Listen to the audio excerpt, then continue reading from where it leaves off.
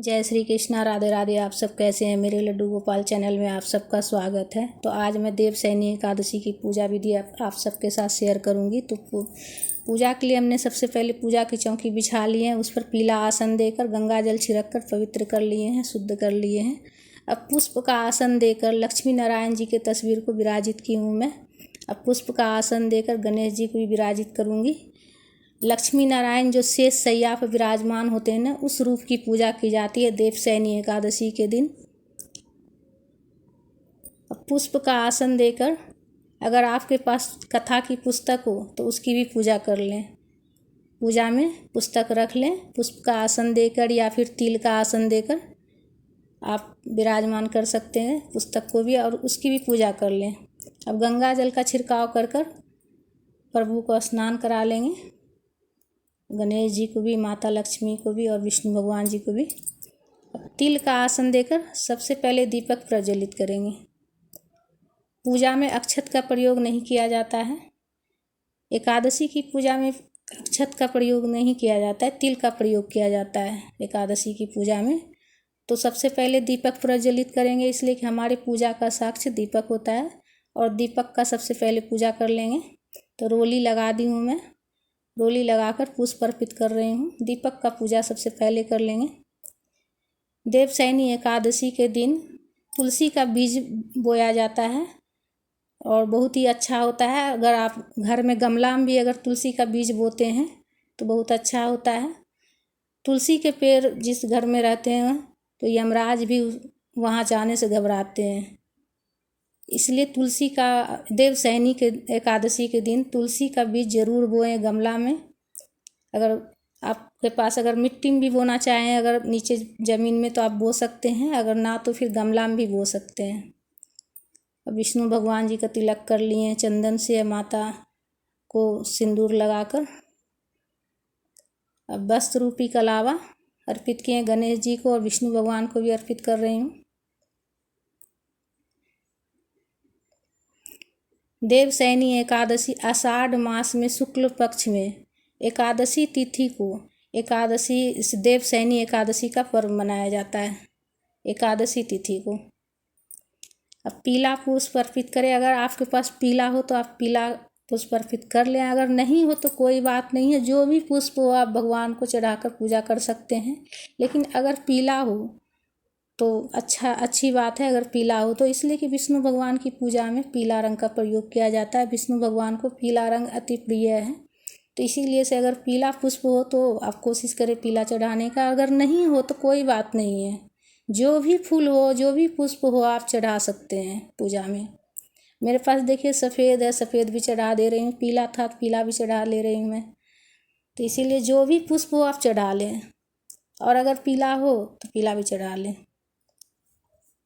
जो हो भगवान के सामने कहते हैं ना, पान नहीं तो पान के डंटी भी लेकर हाजिर हो जाते हैं। तो बस भगवान तो अपने भक्त का भाव देखते हैं कि किस भाव से हम पूजा आराधना कर रहे हैं उनकी। अब भगवान जी को, विष्णु भगवान जी को तिल अर्पित कर रही हूँ। एकादशी की पूजा में तिल चढ़ाया जाता है, अक्षत नहीं चढ़ाया जाता है। अब थोड़ी सी एक ये ली हूँ मैं, जनेऊ ली हूँ, और जनेऊ में हल्दी लगा ली हूँ मैं, इसलिए कि कोरा बिल्कुल सफ़ेद जनेऊ नहीं चढ़ाया जाता है। तो हल्दी लगा ली हूँ मैं जनेऊ में। हल्दी लगाकर जनेऊ अर्पित कर रही हूँ विष्णु भगवान जी को। थोड़ी उलझ सी गई है, तो हल्दी लगाकर इस प्रकार मैं जनेऊ अर्पित कर दी हूँ।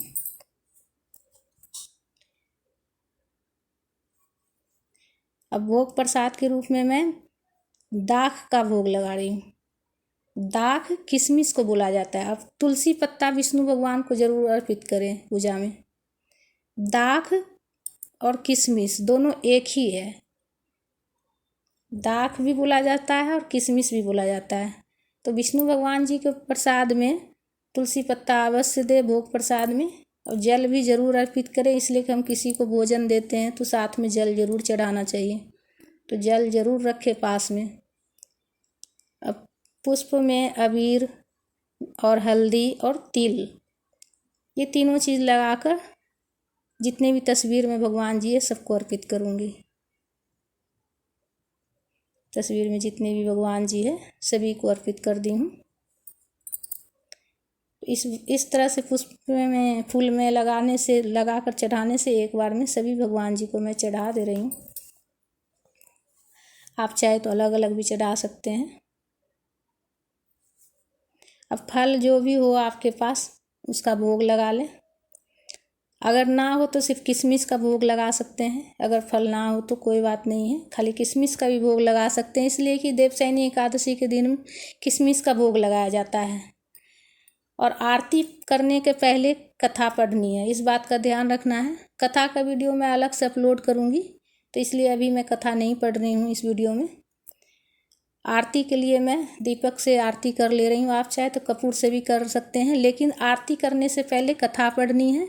कथा पढ़ने के बाद ही आरती करनी है। और हाथ में तिल या पुष्प लेकर ही कथा पढ़े, खाली हाथ कथा नहीं पढ़ी जाती है, इसलिए इस बात का ध्यान रखना है। हाथ में पुष्प या तिल ले लें, तिल लेकर ही कथा पढ़ें। और कथा पढ़ते वक्त दीपक प्रज्वलित होनी चाहिए, इस बात का ध्यान रखना है। और कथा पढ़ने के बाद विष्णु भगवान की आरती गाते हुए आरती कर लेंगे।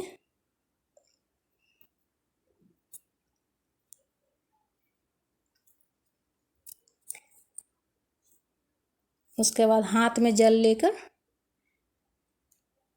सभी भगवान जी को आरती दे दिए। उसके बाद हाथ में जल लेकर आचमनी करेंगे।